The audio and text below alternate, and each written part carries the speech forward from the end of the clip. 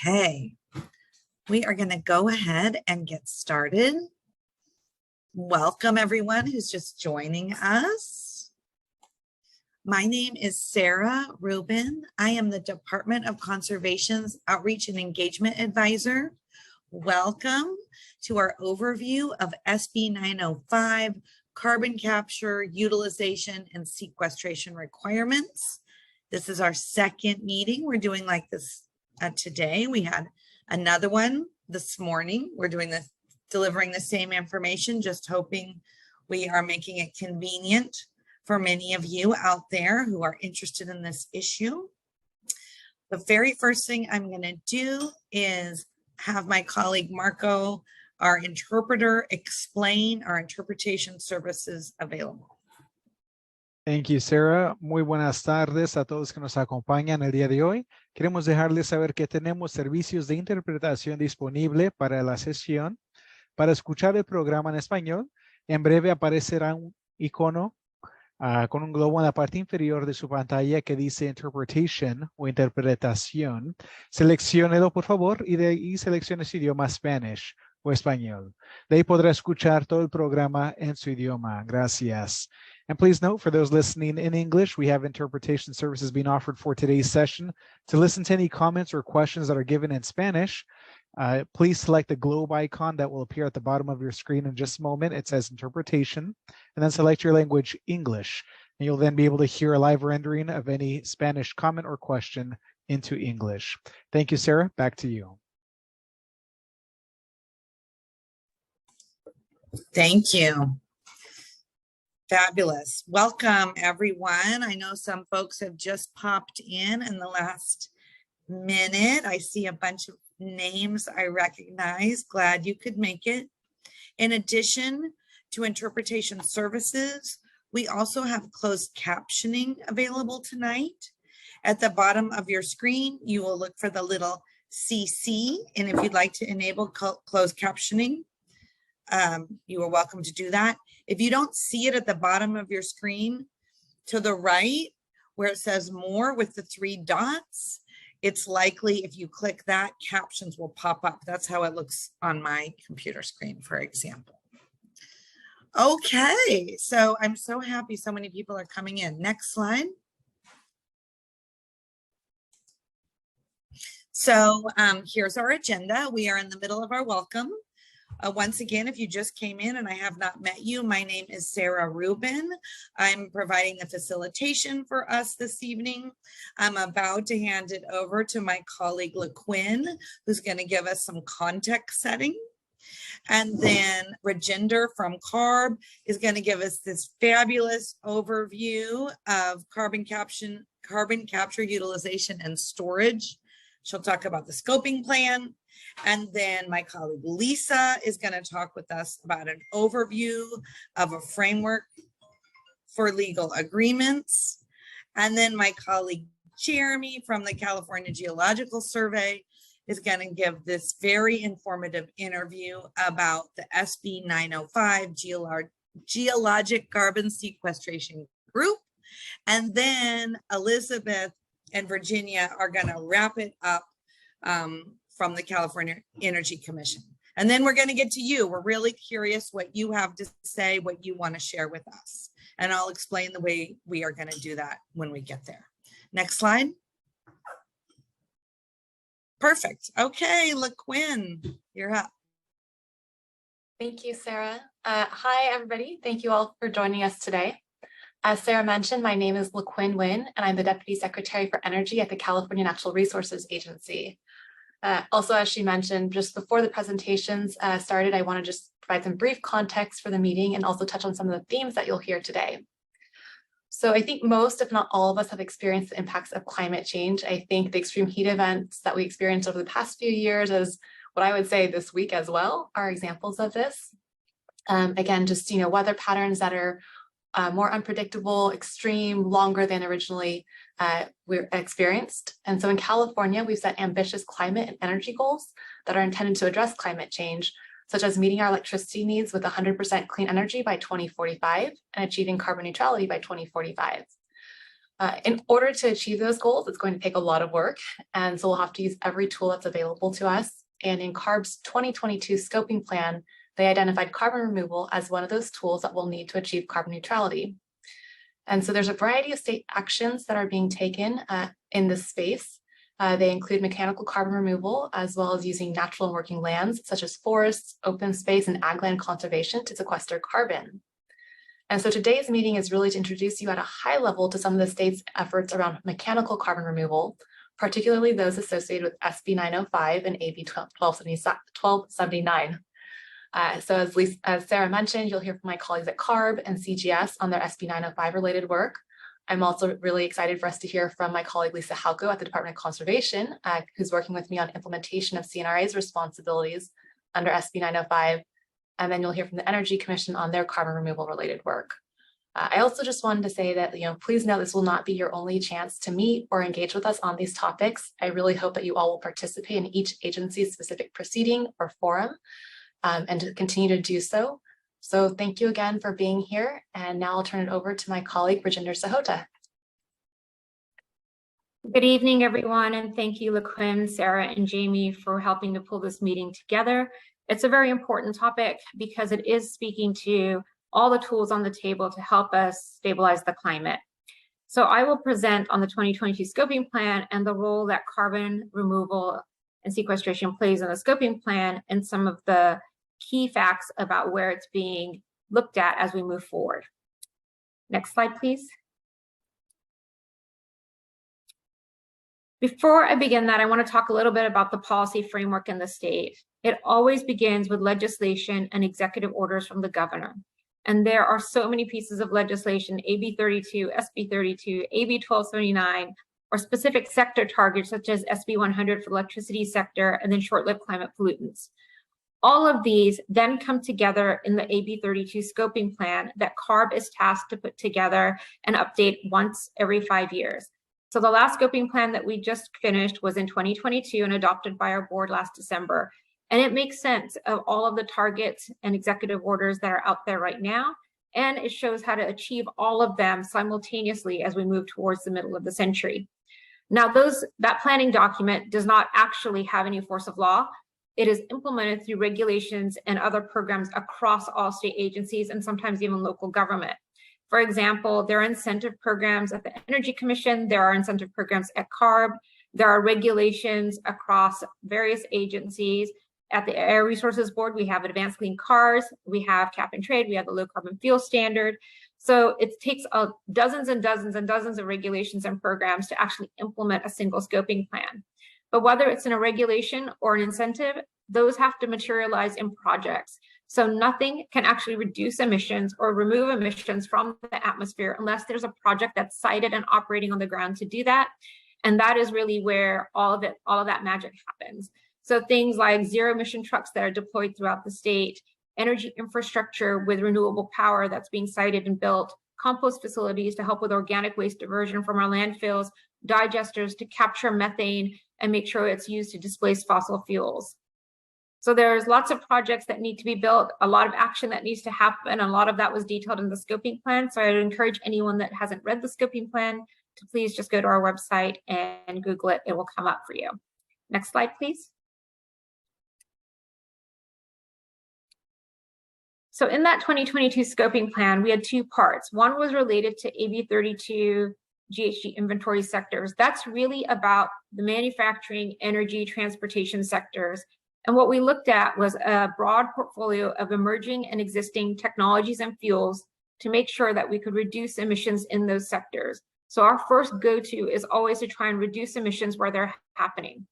In the next part of the scoping plan, we looked at natural and working lands. Our natural and working lands need to be managed to be healthy, sustainable, and to help to actually mitigate climate change. So the natural and working lands can store carbon as trees grow, as you actually start to build that biomass material.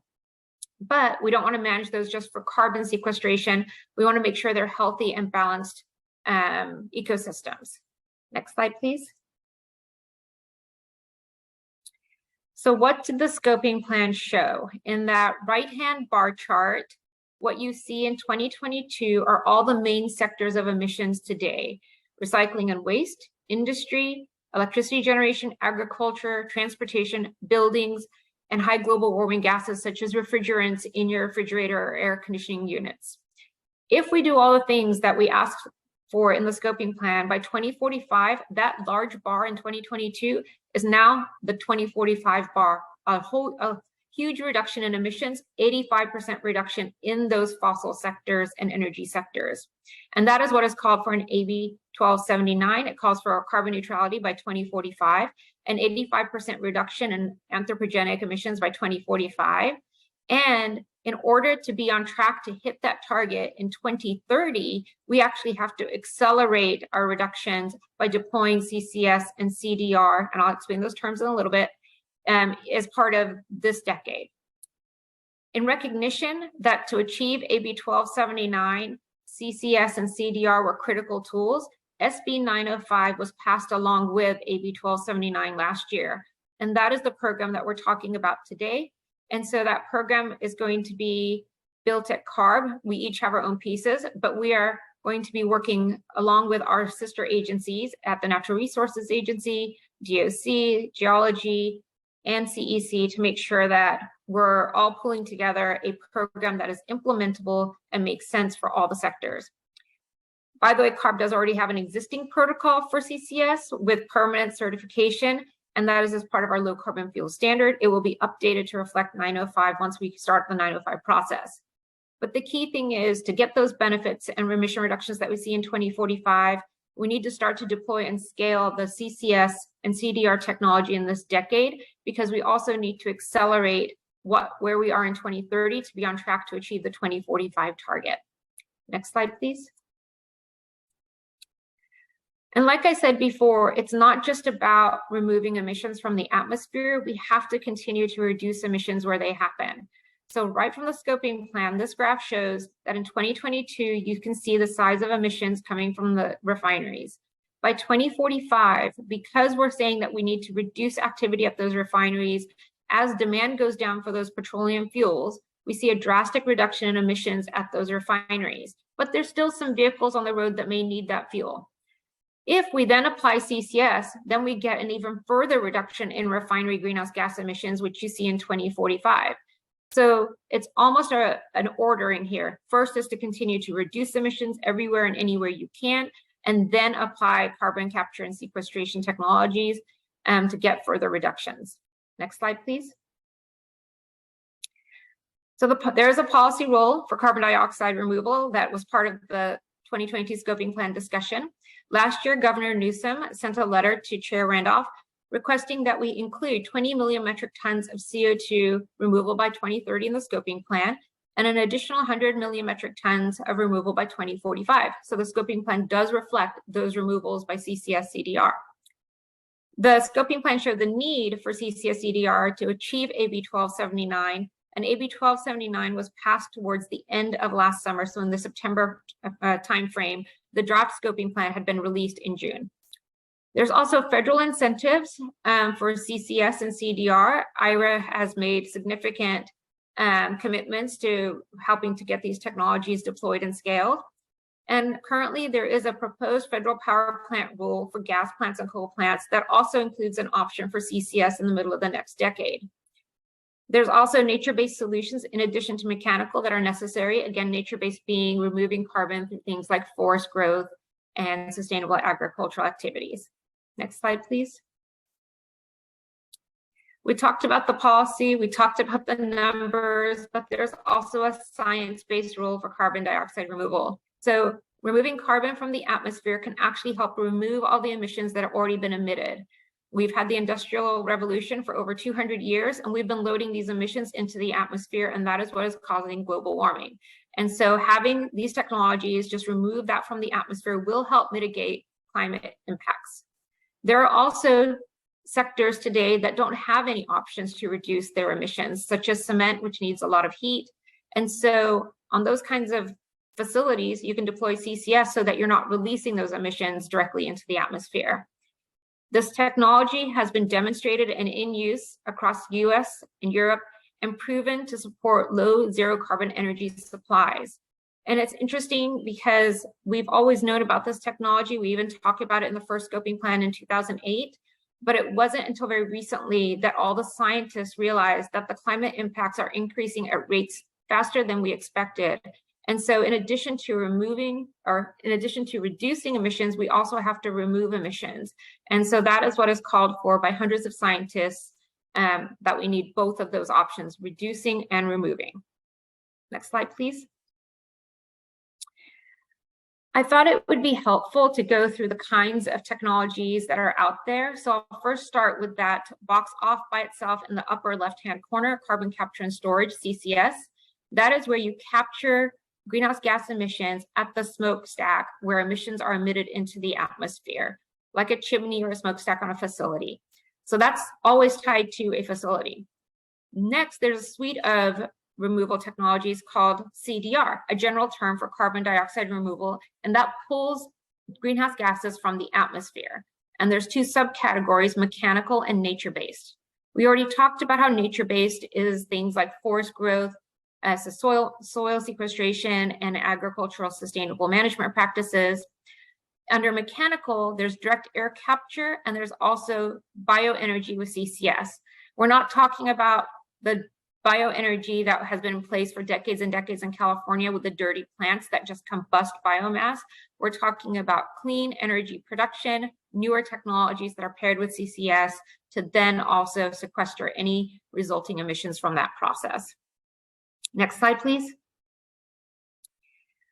When we look at the complete picture and we think about carbon neutrality, there's three parts to it. One is the emissions under AB 32, manufacturing, electricity generation, transportation, homes, and commercial businesses. And that is that first circle, greenhouse gas emissions. The further we can reduce those, the less we're going to need CDR.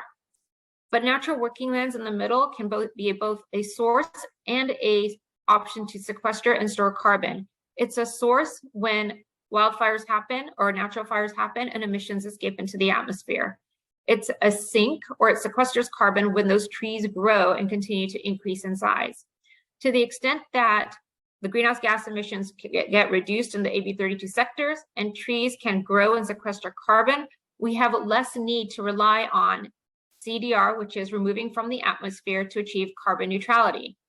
But again, CDR will always remain a good option to remove legacy emissions or historical emissions from the atmosphere because we've already spent hundreds of years putting some of those emissions in there. Next slide, please. There's a key point that I want to make about AB 1279 and SB 905. Both of these were approved, passed by the legislature late last year in September and signed into law by the governor. They were moved together as a package of legislation, and that's because the aggressive targets in AB 1279, which call for carbon neutrality and that 85% reduction by 2045 relative to 1990 levels, was demonstrated that the cost-effective, feasible path to actually achieve that is through using tools such as carbon capture, removal, utilization. And that's why 905 was paired with that piece of legislation. Next slide, please. So specifically, what does 905 require CARB to do? So by January 1, 2024, we are required to adopt protocols for how to capture and utilize carbon dioxide. We already have a CCS protocol, and we will be updating that protocol, and we will be looking at new methods, and we talk about new opportunities in the scoping plan. And even though the deadline is January 1, 2024, we can continuously add more methodologies to the toolkit. By January 1, 2025, we have to adopt regulations for a unified permit application. So there's a lot of permits that go into doing these projects, and we are going to be putting together a portal, a permit portal, to collect all that information and disseminate it out to the right permitting agencies. It did not give any new permitting authority to the state or to CARB. It's simply to help with the administration of the permit process. The other thing that we have to do is put together rules and regulations around the construction and operation of CCS and direct air capture projects. This is specifically mechanical. Look at the financial risk requirements and requirements for monitoring for project operators, both where you capture that carbon and where you sequester, the site where you sequester that carbon. All of our authority in 905 is above ground, and my colleagues will speak to some of the underground authority and tasks that they have under 905. And then finally, the other thing that we are required to do is develop a centralized public database so that stakeholders can have an easy place to reference and see what kind of projects are happening in the state. Next slide, please.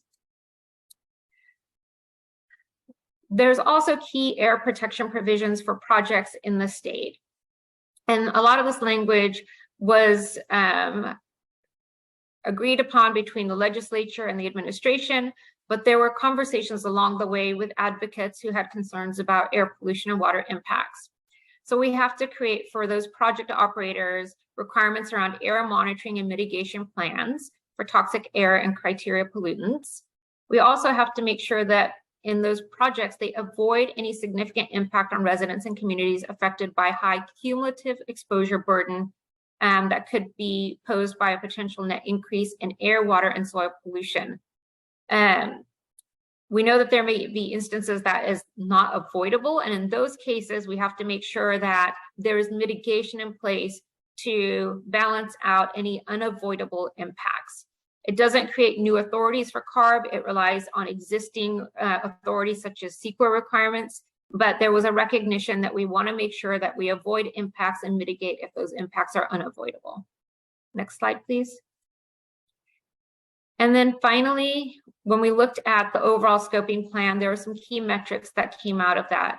Full implementation of that scoping plan will cut air pollution by 71%. It will slash greenhouse gas emissions by 85%. It will result in a demand drop for gas consumption of 94%, create 4 million new jobs, and it will save us $200 billion in health cost savings just in one single year. That $200 billion is just for 2045. And with that, I will conclude my presentation, and I look forward to hearing your comments and really appreciate your attendance this evening and the time you're giving to this important discussion. And back to you, Sarah. Thank you. Thank you, Rajinder. Okay, so we're going to go right into our second presentation from my colleague, Lisa Halko, on the pore space legal framework. Welcome, Lisa. Thank you, Sarah. So as Sarah said, I'm Lisa Halko. I'm lead counsel for the Department of Conservation, and I'm working with CNRA on the legal framework to govern pore space for geologic carbon sequestration. Thank you for being here today for this important conversation. Next slide, please. As you've probably read, pore space is the microscopic gaps between the solid particles of rock. It's like a rock sponge. CO2 would be injected into those microscopic pores and will eventually solidify. The rock formations containing the pore space underlie multiple parcels of land, which may have multiple owners. This image is obviously not to scale, but it shows how broad the formation may be with multiple parcels on the surface. The pore space framework would govern the relationships among all the entities who share rights to the pore space and the earth above it. Next slide, please. The legislature assigned the Secretary of Natural Resources, in consultation with CARB and a long list of other agencies, including the Energy Commission, the State Lands Commission, and the Attorney General, to, I'll read the whole quote, publish a framework for governing agreements regarding 2 or more tracts of land overlying the same geologic storage reservoir or reservoirs for purposes of managing, developing, and operating a carbon dioxide capture, removal, or sequestration project. The legislature requires the framework to be completed by July 1, 2025. But, next slide, please. Given the deadlines for other actions under SB 905, including CARB's regulations, the framework will be more relevant and more supportive of other agencies' actions if we do it sooner. We hope to finish a year early with the framework for governing agreements regarding 2 or more tracts of land overlying the same geologic storage reservoir or reservoirs for purposes of managing, developing, etc. That's quite a mouthful. We'll never finish if we have to say that all the time. So, next slide. Here's a new acronym we plan to use in our discussions: a Common Reservoir Operation Plan, CROP, or CROP. is a plan or agreement for operating a sequestration reservoir of pore space that's common to multiple overlying parcels and their various surface and subsurface interests. Next slide, please. As we develop the framework for common reservoir operating plans, these are the values that will guide us. We need geologic carbon sequestration to meet California's aggressive and absolutely necessary climate goals. That means acting with urgency. At the same time, we need equity in community costs and benefits with no sacrifice zones. This means applying the lessons we've learned in our 150-year history of fossil fuel development. At the end of the 19th century, oil was the new clean option that was expected to power new clean technologies like automobiles, which would not leave horse poop all over the streets to cause public health problems. The policies intended to encourage oil development had unintended consequences. The benefits were widely shared, but some communities bore a disproportionate share of the costs. We shouldn't make the same mistakes again. And finally, we need a fair compensation for everyone whose interests are affected. Next slide, please. This slide shows the 9 elements that the legislature included in the framework for common reservoir operation plans. First, what agency should provide regulatory oversight by approving or denying them? Second, the framework must require crops to have agreement from at least 75% of the total interests affected. Third and fourth, the framework must require a good faith offer of fair compensation. And fifth, surface monitoring standards. Please note that monitoring will be needed during the injection phase as well as the post-injection phase. The next 3 framework elements relate to financial responsibility, allocation of liability, financial assurance to secure funds necessary to keep the site safe, and allocation of royalties. Finally, there's a catch-all for all other issues that are legally or constitutionally required. You can see that there's a lot to talk about. And on the next slide, please.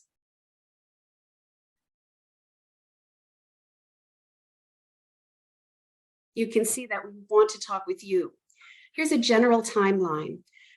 On September 19th, we'll kick off our public engagement with a virtual meeting, announcing a schedule of meetings in small groups where people can really talk about the difficult details and identify different options for the framework elements. We will also hold larger regional workshops, both in person and online, during September and October. Then we'll review the options and prepare a draft framework. Section 71461 of the Public Resources Code requires a 90-day public comment period, which we expect to start in December of this year by circulating the draft framework. After the comment period closes in March 2024, we'll revise the framework, and if all goes well, publish it that summer. Next slide, please. Thank you again for being here. Please contact me if you're interested in our process or in the framework itself. Please join us on September 19th. And Sarah, back to you.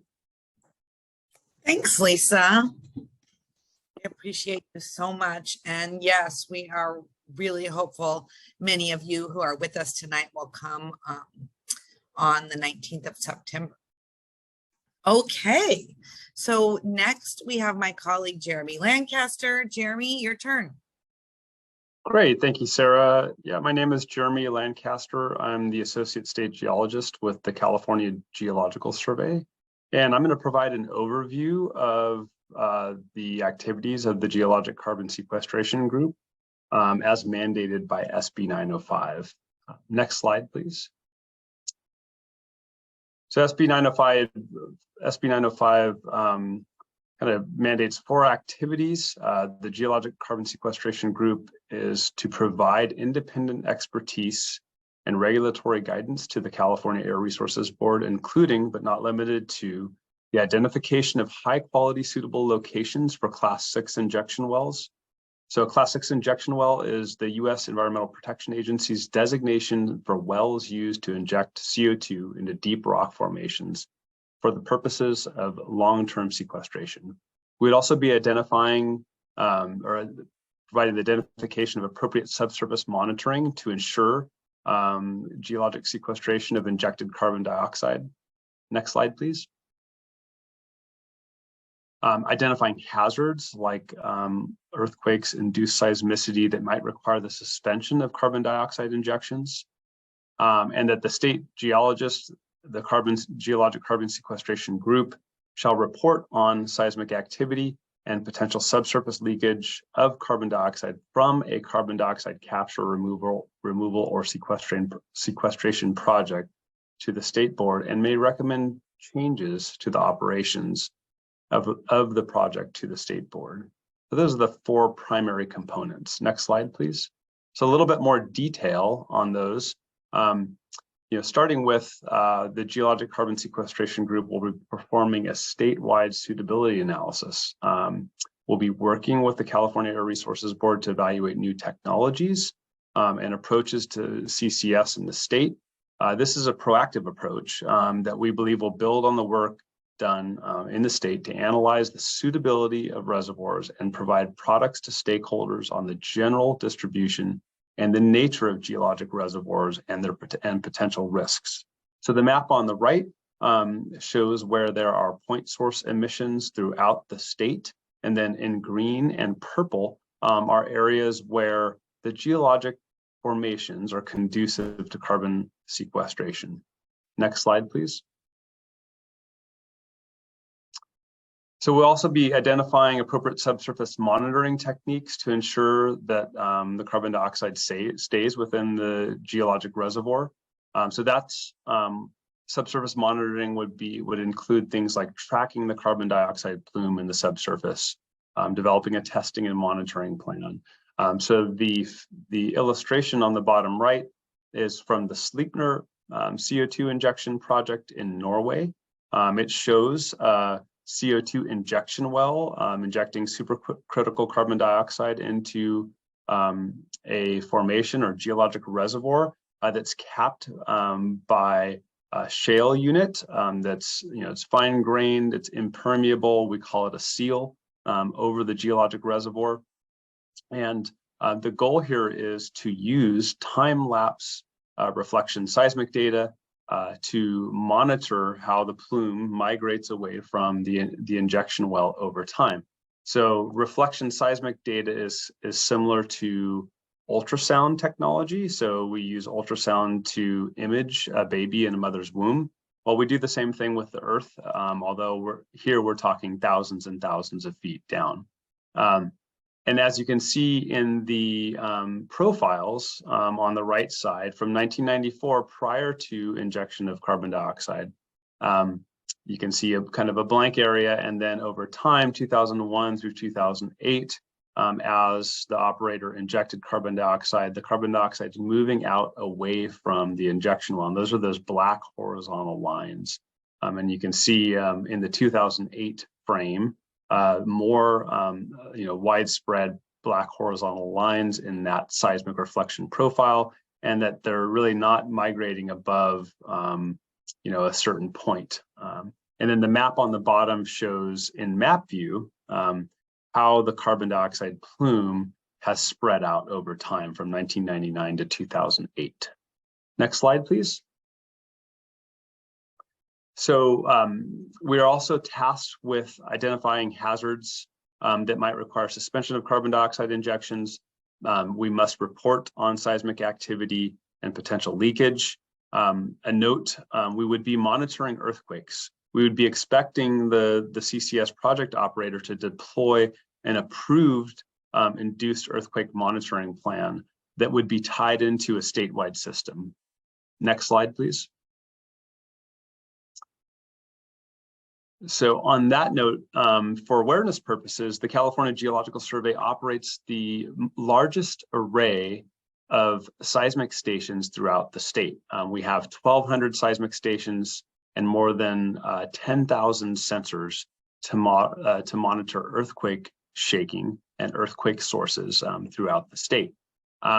We also work with our partners such as the USGS, the Berkeley Seismology Lab, the California Institute of Technology Seismological Laboratory.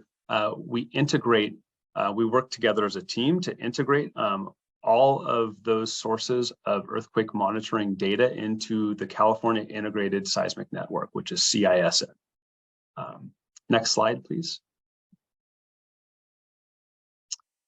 Okay, and then the goal will be to communicate both natural and induced earthquakes to the public via an online dashboard and map, similar to what I'm showing here on the screen. This example is from the Alberta Geological Survey, where they've monitored all reported earthquakes from 2006 to 2023 in the left frame, and then have kind of segregated out into another map the earthquakes that are thought to be induced from injection activities. Different type of injection going on there, not carbon sequestration. But that would be the goal in terms of a public communication piece. We'd be asking questions on, where is the seismicity? Is it close to the wellbore? Does it pose a risk to the wellbore? How big are the events? Are they large enough to be felt by humans? So that the threshold for felt earthquakes is roughly around a magnitude 2 to magnitude 2.5, depending on your distance to the earthquake source. You have to be really close to an earthquake of that size because that's very small. Based on our research, the maximum magnitude produced from a carbon sequestration project in the world is around a magnitude 3. So that's a little bit over that felt threshold of 2.5, but it's also well below the threshold for damaging earthquakes, which is around a magnitude 4 to 4.5. We would also be utilizing, this framework, this integrated seismic monitoring system to support the California Air Resources Board. So we would be monitoring and reporting to the Air Resources Board using something like a traffic light system. So when we detect an earthquake that is in fact induced, if it's over a certain magnitude, we would be reporting that information to the Air Resources Board for managing and making changes to injection operations. Next slide, please. Okay, if you have any questions for me or any comments, my contact information is here on the screen. I thank you for your time this evening and for your attention. Thanks so much, Jeremy. All righty, next slide. We're doing great on time. And now we're going to go to Virginia and Elizabeth from the Energy Commission. Virginia? So thank you, Sarah. Yes, thank you, Sarah. We appreciate the opportunity to be here today to talk to you about the Energy Commission's carbon removal activities. My name is Virginia Liu, and I'll start with information on our new program, the Carbon Removal Innovation Support Program, also known as CRISP. And my colleague, Elizabeth Huber, will discuss our activities related to carbon capture at power plants. Can we move to the next slide, please? CRISP was created by Assembly Bill 209 in 2022 and provides financial incentives for projects that advance technologies for direct air capture. Direct air capture technologies, also known as DAC, includes mechanical and chemical processes that capture atmospheric carbon dioxide as opposed to point source capture from smokestacks from industrial or electric generation facilities. As mentioned by Rajinder and LeQuinn earlier, DAC technology is going to be needed to meet the state's GHG reduction goals by 2045. The diagram at the lower left provides an example of one type of DAC technology. In this particular case, in phase 1, ambient air is sucked in and the CO2 is chemically bound to the filter and removed from the airstream before exiting on the right. In phase 2, the carbon dioxide is released from the filter and collected for potential storage or utilization. Our CRISP activities only focus on carbon dioxide capture and ways to decrease energy and resource intensity and cost, and does not include sequestration or storage of the collected carbon dioxide. The table on the right highlights the main elements of our program, and this includes potential establishment of a research test center or providing vouchers to help early stage researchers test and develop new technologies to reduce energy and resource intensity and increase capture efficiency. Providing cost share for those applying for federal grants, since federal grant applicants generally must provide at least 20 to 50% cost share. Another area is providing grants for small-scale demonstrations of DAC technologies. Also, funding for community engagement and outreach to facilitate education and understanding community needs is also another very important area. And lastly, the potential for technical assistance in evaluating technologies and also addressing the California Environmental Quality Act and other environmental permitting needs. The total amount for CRISP is $75 million. And this concludes my portion, and I'd like to introduce Elizabeth Huber, who will discuss the CEC's other activities related to carbon capture. Elizabeth? Thank you, Virginia. Hi, my name is Elizabeth Huber, and I am the director for the California Energy Commission's Siting, Transmission, and Environmental Protection Division, fondly known as STEP. Summarizing some federal CCUS context, in May of 2022, the Biden administration announced their intention to provide funding to the Bipartisan Infrastructure Law's $3.5 billion program to capture and store carbon dioxide pollution directly from the air.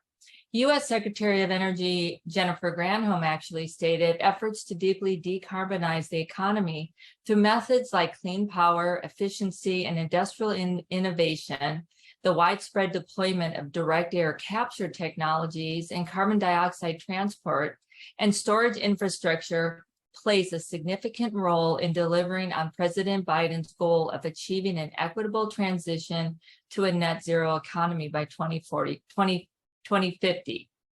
Then, as stated, the Caballero and Skinner bill, SB 905, also provides provisions to advance engineered technologies to remove carbon capture pollution by establishing a regulatory framework for carbon removal and carbon capture, utilization, and sequestration. So how does these mandates apply to CEC STEP division? The CEC has exclusive authority to certify all thermal power plants 50 megawatts and greater and related facilities proposed for operating in California. After the CEC approves a power plant, the project must comply with all provisions of their CEC license.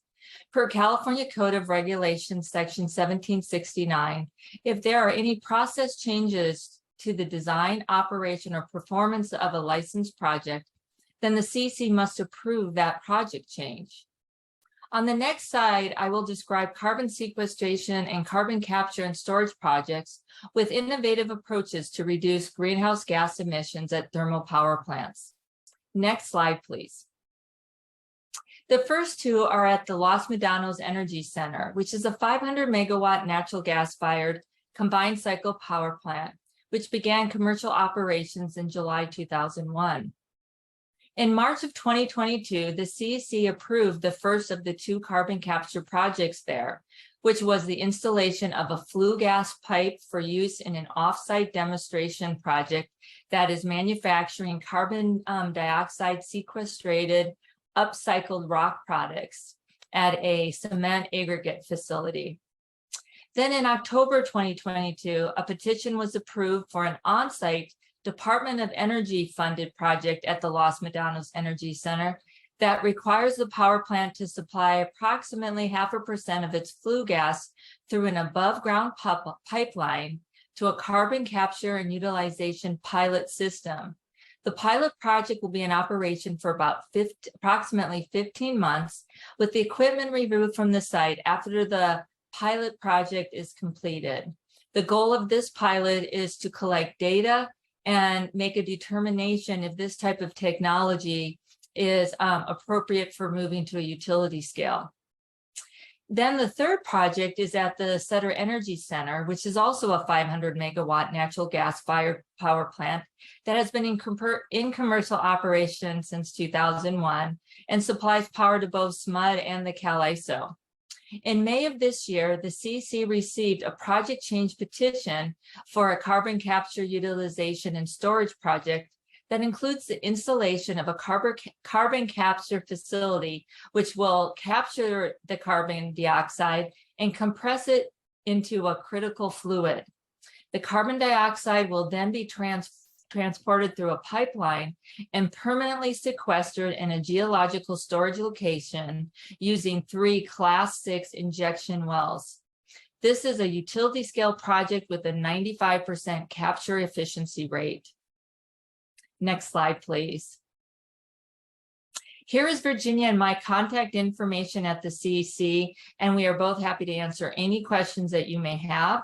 And with that, I want to thank you, and I want to pass it back to our wonderful MC. Thanks, Elizabeth. That's kind. Thanks to both you and Virginia. So helpful. Okay, everybody. This is the part that we love, where we get to hear from you.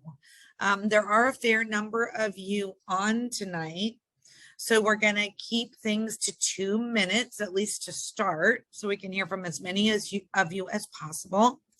If you are joining us by telephone, you are going to hit *9 to let me know that you would like to speak. And then otherwise, just use the little raise your hand function at the bottom of your screen. Oh, good. Here we go. And then I'll just call you. So here, I'm going to just go in order that they've popped up. So I'm going to go to Tim, then Marilyn, then Kathy, Lorelei, and then a different Kathy. So my first Kathy is Kathy K, and then after Lorelei is Kathy D. And then I'll call some more names.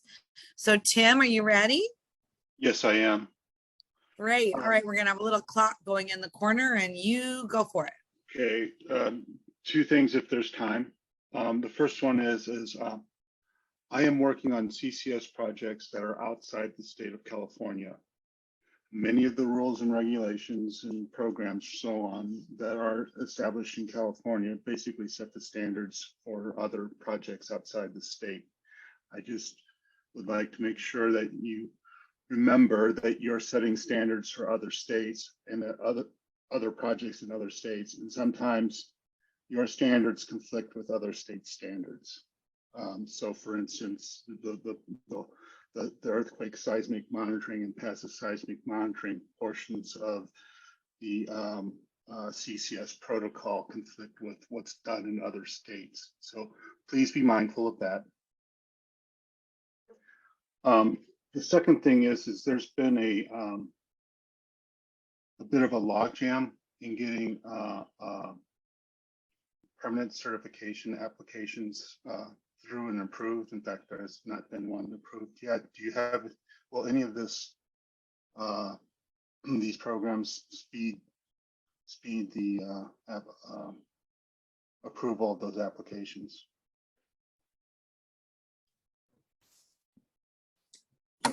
Thanks, Tim. We're not actually doing like back and forth Q&A tonight, Okay. but we're recording this and we're taking notes because we know people are going to have questions like you just did. Is there anything else you want to share for the moment?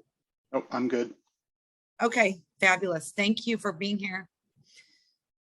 All right, Marilyn, you're next, and then Kathy K, I'll come to you next. Yes, my name is Marilyn Bardet. I'm a resident and longtime activist in Benicia on environmental issues, and especially on the Valero refinery. And I understand from things circulating without much information about all of this that has already been established as how you're going to move forward. I don't see anything here about risk assessment for communities and how the public will be involved in risk assessing these projects that are proposed, like the Montezuma Wetlands project that will be a sequestering site. And about earthquakes, I felt one today, this morning, while working online. I felt this tremor, and it was, I looked it up, it's about 2.3 in magnitude and centered at Alamo. So we are very concerned here already, even without the amount of information that you've put out here. I have to say you went through it very quickly, that there's way too much information to even decipher quickly. And when you talk about outreach to communities and meetings and public comment period during the holiday season in December, I really question that seriously. I think that's not in favor of public comment. And we've been through this before in Benicia, and we speak loudly about that kind of impediment to community involvement. Thank you. Thank you, Marilyn. We really appreciate you being here and lifting up all the things that you did. And I'd also be happy, the way everyone shared their contact information, I can share mine in the chat too. I'd be happy to talk to you about timing related issues. Okay, I'm next going to go to Kathy K, then Lorelei, and then Kathy D, and then I'll do another round of names. And also, I want to encourage, if you're in by phone, you can push *9 to let me know you'd like to speak. Go ahead. Hi, I'm assuming you can hear me. Yep. This is Kathy Carriage. I also live in Benicia, and I'm very concerned, particularly about the transport through pipelines of carbon dioxide. And I have a lot of questions. So I'm really sorry that you can't answer questions tonight, because I've got about 10 offhand that I would like to ask. But I'm really concerned that in the refinery community that we are going to become a sacrifice zone. If you are piping carbon dioxide through pipes that are going right through by our communities, I want to know that that is going to be safe. Now, you mentioned that in some of these facilities, they will be liquidizing the carbon dioxide. So I'm really curious about what federal agency is going to have regulatory authority over these pipelines. I know that the pipelines now from Valero go very, very close to neighborhoods, literally within 100 yards. And I'm assuming that it probably, if they do transport of the carbon dioxide through pipelines, I'm assuming it may follow the same route.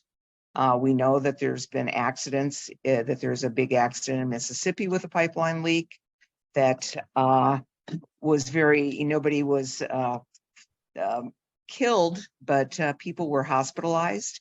And we know that it's very difficult to operate cars if there's a carbon dioxide pipeline leak.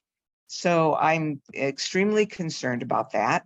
I'm also concerned that this technology doesn't work. Your first speaker said it's been in successful operation. I'd like to know where, because I've never heard of any place that's successfully done this without it costing a fortune and without it, in many cases, using more energy.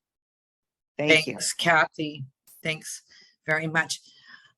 Lorelei, before I come to you, I just want to circle back because someone brought up the slides and going through them quickly a minute ago. We will be posting the slides and the recording of this meeting and the meeting that we had this morning on the web.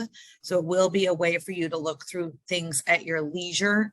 Our hope is a week from now with all the remediation we need to do. And we are going to send an email to the listserv associated with this project to let you know when they're up. So please make sure you're on our listserv, and we will put in the chat the email you'd want to send to make sure we have you. All right, Lorelei, your turn. Hi, this is Lorelei Oviad. I'm the Kern County Planning Director. 3 issues. 1, we are processing 3 projects, 3 separate CUPs, 3 separate locations, 3 individual EIRs for a total capacity of 80 million metric tons of capacity. We are on track to have all 3 of them sequentially released and up for consideration by the beginning of summer of 2024. We are working closely with the EPA Region 9, and we just want to say they're doing an amazing job of of making sure all of these projects meet the highest pore space and underground standards. And we are integrating SB 905 mitigations and requirements, and we look forward to the comments that come back through the public process. I would like to make a comment on the geologic survey group. You said that you were looking at suitability. I just want to be clear with you that your geological suitability and local government suitability can be very far apart. Kern County has hundreds and hundreds and hundreds of acres that could be used, but they probably will not meet the local government's requirements that I'm going to be bringing to the Board of Supervisors for suitability in regards to local land use compatibility. So I don't want the geologic survey group to get discouraged, but local government looks at many, many other types of setbacks and community concerns and other sorts of things that are not as simple as do they have the right rock and do they have the right seismic. Thank you so much for all the work that you're doing. We look forward to continuing to listen to the communities as well as bring forth the first environmental impact reports so that people can start dealing with how are we conditioning these and what do the science show. Thank you. Thank you. I appreciate you being here. Okay, Kathy D.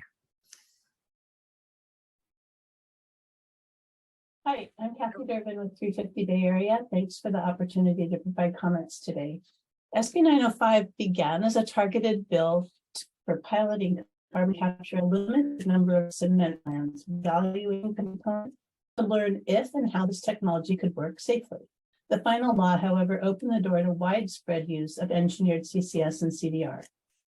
CCS projects must not be an end run around the primary statewide efforts to reduce and phase out fossil fuels with a just transition for communities and workers. Unfortunately, that appears to be exactly what some fossil fuel companies are planning. One fossil fuel executive recently said that now that we have CCS, emissions are the problem, not fossil fuels. We strongly disagree with this perspective. All elements of CCS, from capture through storage and transport, are still developing and largely unproven technologies, despite what the industry says. We need strong safeguards and protections in all stages of planning and implementation. Section 39741.1 contains critical regulatory elements that must be fully elaborated in rulemaking with robust opportunities for meaningful community engagement. We strongly support SB 905's prohibition on EOR and the moratorium on building any intrastate CO2 pipelines, at least until the federal PHMSA CO2 pipeline safety rules are in place, and are sorry that the Office of Fire Safety is not here today. Thank you for this opportunity. We will submit written comments and look forward to further opportunities to participate. Thank you for being here. Okay, I'm gonna run through the next set of names I've got. So I'm gonna go to Stephen, then Peter, Genevieve, Ileana, Mariah. No, I'm gonna need help with your name. Morena. And then we will circle back. Okay, Stephen. Yeah, thank you for the opportunity to speak. My name is Stephen Rosenblum. I'm a member of Climate Action California. And I think the discussion of carbon capture from smokestacks is entirely too optimistic. As pointed out by Kathy Carriage, we definitely need to get a carbon capture and storage going, but it really doesn't help the problem. It just eliminates adding more carbon to the atmosphere, but it doesn't remove it. And we already have gigatons of extra carbon in the atmosphere, which has to be taken out in order to prevent global warming. So I think we need to do direct air capture first and postpone CCS until later. Also, the legislative analyst discussion of the scoping plan pointed out that the plan does not make any sense in meeting the 2030 goals, which are 40% below 1990 levels by 2030. And I think the dependence on CCS, which has, as Kathy pointed out, has been a failure everywhere it's been tried. For example, the case of Norway, they started a project at Mongstad in 2009.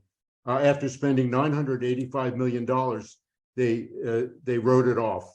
So, I mean, that's an example. And then the Sleipner slide that he showed was not carbon capture from a smokestack, but carbon capture from an oil well, where a gas well, where they were drilling for methane and separating the carbon dioxide from it, which is a significantly different problem than getting carbon dioxide out of a smokestack. So I think it's just not wise for CARB to and the state to put so much of its carbon reduction eggs in the CCS basket. I think that needs to be rethought. And I think what was said at the beginning is, to me, the right approach is to really cut back on emissions, not emit and remove, but just get rid of them in the first place. Thank you. Thank you for being here this evening. Thank you. All right, next I've got Peter. Thank you very much for the opportunity to speak. And thank you very much to all of you for your efforts. California is a leader and the world will look to California. And so I think our responsibility here is very high. So thank you for your work to try to get this right. Carbon removal is going to be required if we're going to avoid the worst impact of climate change. That is something that just seems to be unfortunately true. Even if we stopped emitting today, we would still have all the challenges that we have already seen, all of us, over the last few years here in California. I've lived in California all my life, currently on the San Francisco Peninsula. The approaches to carbon removal are relatively new. You know, certainly less than 50 years old, certainly in most cases less than a decade. To ensure safety, I'd like to recommend, or at least request, that CARB use an incremental and well-monitored approach to all pathways and to all projects, because each project is going to be different. I'd also like to request that CARB take a broader view, much broader than just DAC and BECS. There are many approaches to carbon removal. For example, according to the state of CDR, which is a well-read report, potential for the ocean, for example, to remove carbon is about twice as large as DAC and BECS combined. And that is sequestration in the ocean water itself, not underneath the ocean seabed. And there are many companies here in California that are ocean leaders, including Planetary Technologies, Ebb Carbon, Vesta, Captura, Aquatic, and others. So thank you very much, and please expand your horizon. Thank you. Grateful you're here tonight. Okay, Geneva, you're up. Genevieve, I'm sorry, Genevieve.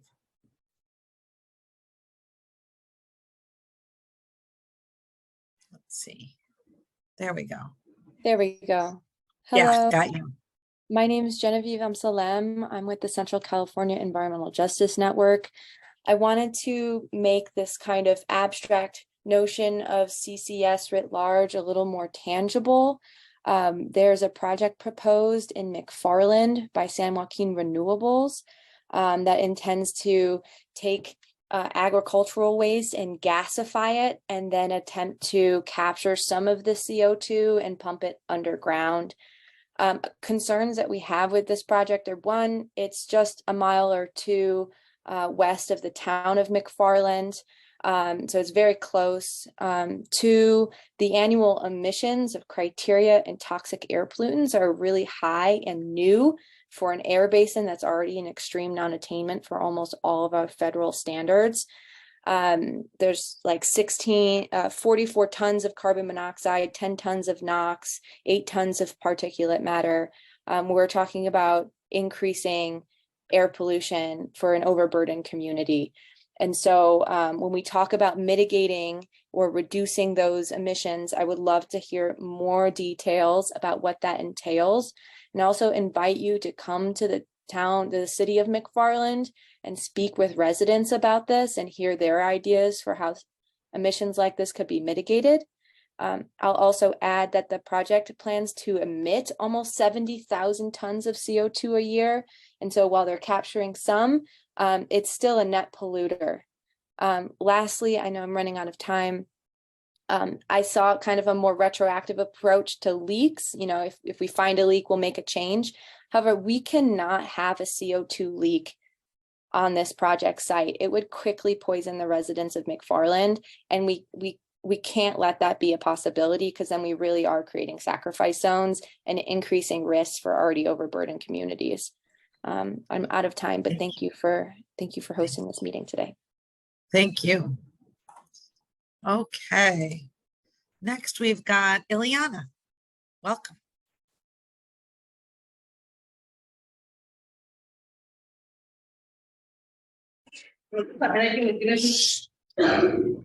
Hi, We hear good you. afternoon. Hello, my name is Ileana. I'm also on Central California Environmental Justice Network. I'm here with the community of McFarland. They would like to speak and share some of their comments. I'm going to go ahead and pass the microphone to one of the community members. Thank you.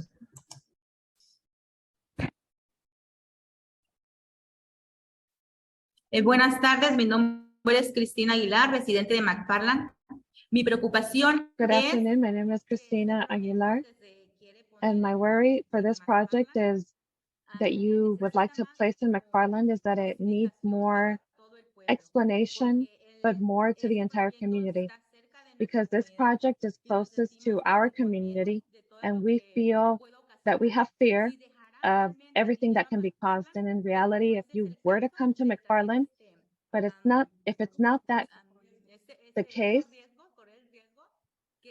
that you run the risk that you can be able to come and present yourselves to the community. And where are we now? We have a few people here that are reunited. We have 7, 8 people, thanks to Ileana, who has told us about this program, the project that you would like to do, and where the community is. I ask that if you could please come out to the community and make this public, because we are not 2 or 3 that are living here. We are a lot of us.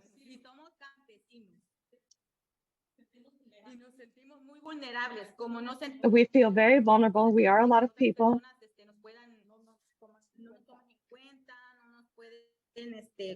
And we want to be taken into account, someone that can help us. We don't know where to go or what to do,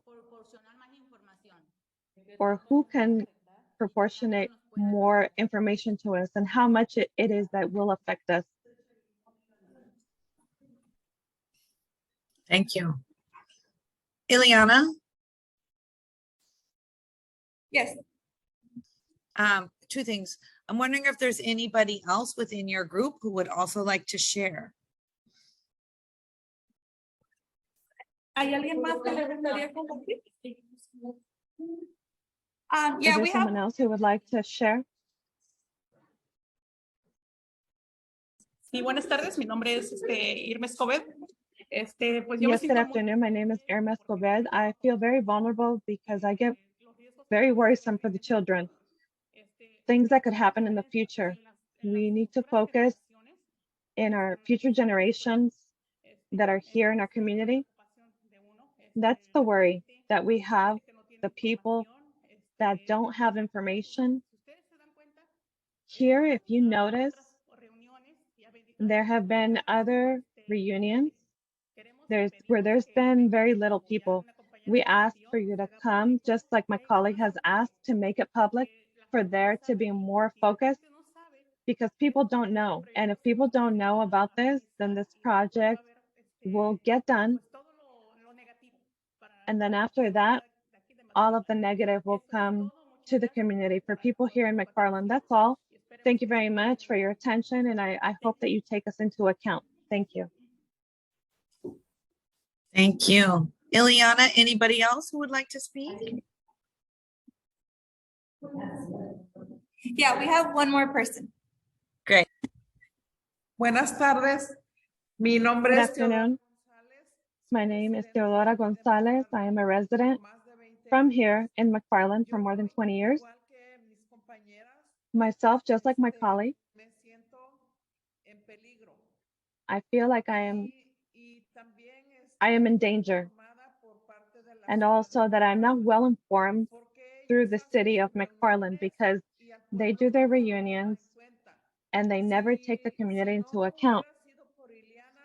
And if it wouldn't have been for Ileana, we would not have found out about this project. And the few people that come here, I feel that it is because in reality, we feel in danger of the project that you are thinking of getting done here in the city.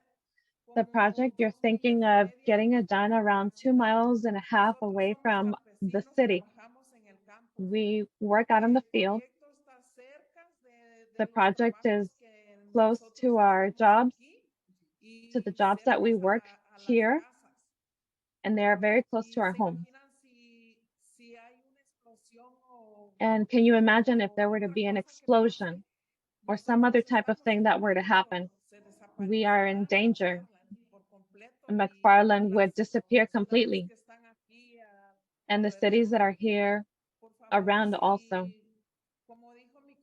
If you could please, just the way my colleague had said, Cristina Aguilar, if you could please come out to the city of McFarland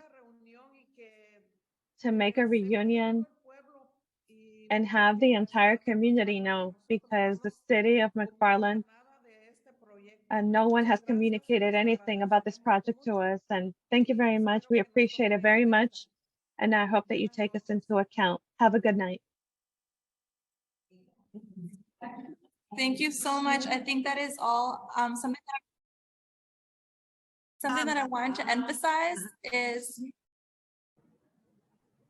that these residents also want to have a community meeting with all, and they would like for maybe the opportunity to meet in person and not just a webinar or through Zoom, and to maybe have somebody that actually speaks Spanish and not an interpreter, because sometimes it is really hard to understand the interpretation that is provided.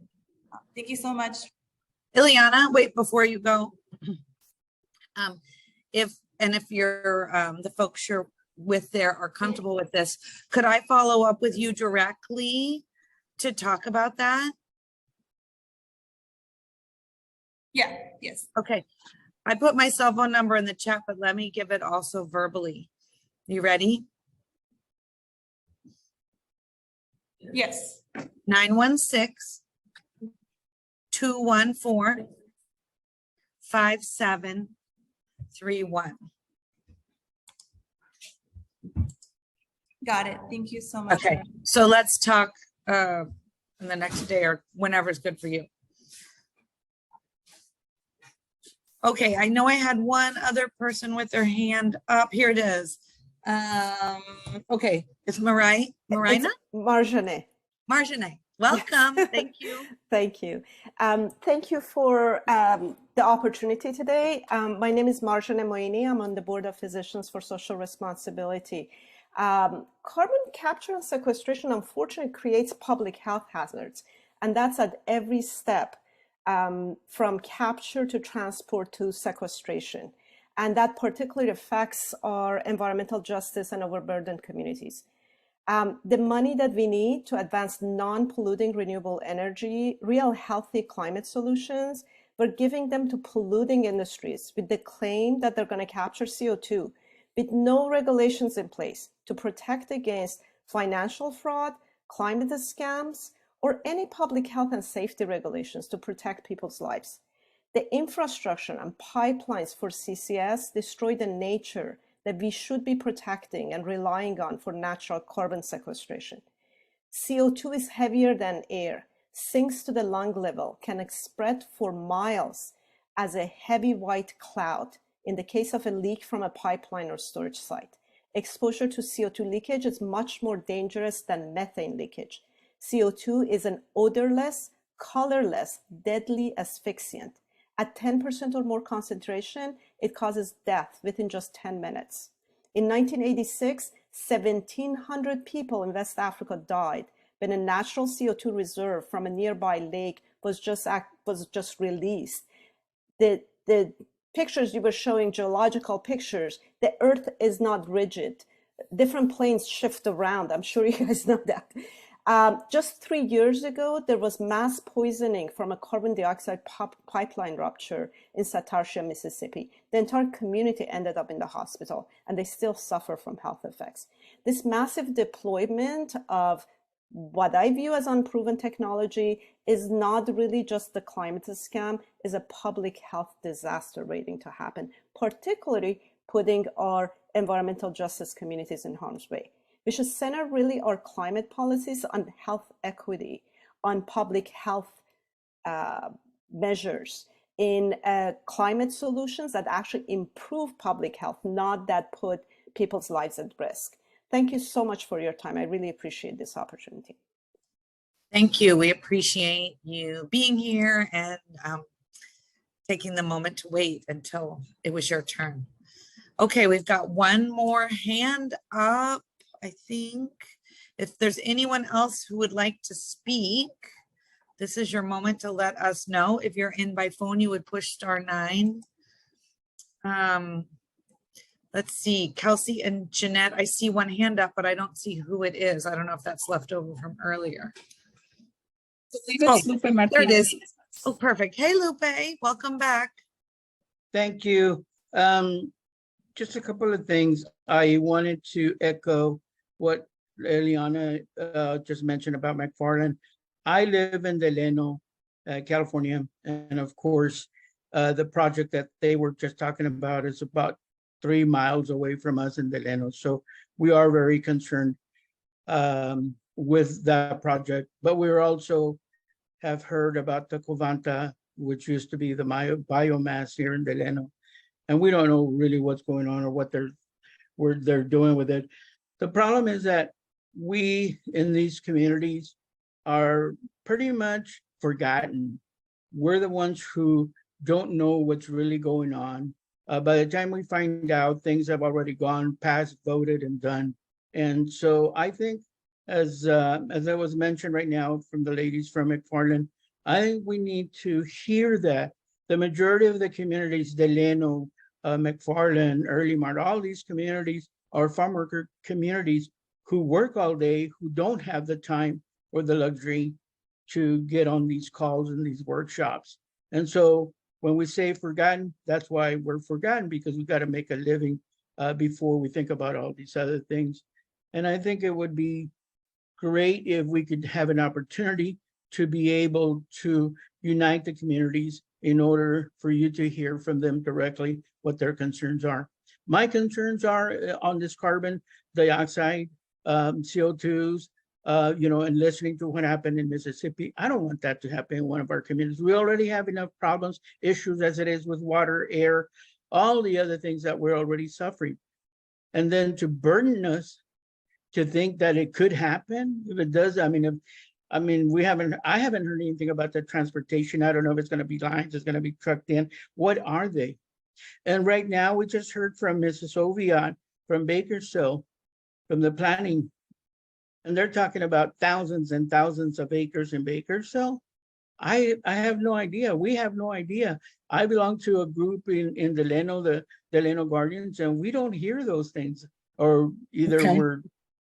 Yeah, so I just wanted to put emphasis on that. Thank you. Thank you. We're really grateful that you've taken the time to be here this evening and to share your perspective. It's extremely important. Es extremadamente. Jan, you are up. Yes, Jan Dietrich in Ventura, in the Ventura oil field, with a productive well outside my window that we are not able to have health and safety regulations on, but I still feel lucky compared to how I would feel near one of these power plants, or there in Delano, or these other towns in the in Kern County. I mean, they've got the oil wells too. And now this, I would just have the same worries that they're expressing. And I would just want to see, I'm really, really hopeful that the expert committee on, what is it, 1757, the nature-based solutions, will really sharpen their pencils and figure out there could be much more soil carbon sequestration with appropriate investment. I work in biological pest control, and I work with people every day that want to transition away from pesticides and chemical inputs, and they're ready for a change. And we have now the Sustainable Pest Management Roadmap, and the time is ripe, and there's an opportunity for hugely more investment in real carbon sequestration and plant soil and vegetation than I think has been forecast. That's my view. Go with what we know works and what people really are starting to want to do. Thank you. Thank you. Thanks for taking the time to share. All right, I don't have any other hands. Would anybody else like to comment? Because otherwise we're gonna wrap up and let people eat dinner or go out about their evening. Okay, we want to go to our last slide. This is our thank you. We're very grateful for everybody's time. We hope you will follow up with us. We hope you will be sure you're on our listserv, and we look forward to continuing the conversation that we just got started this evening. Thanks, everybody. Good night.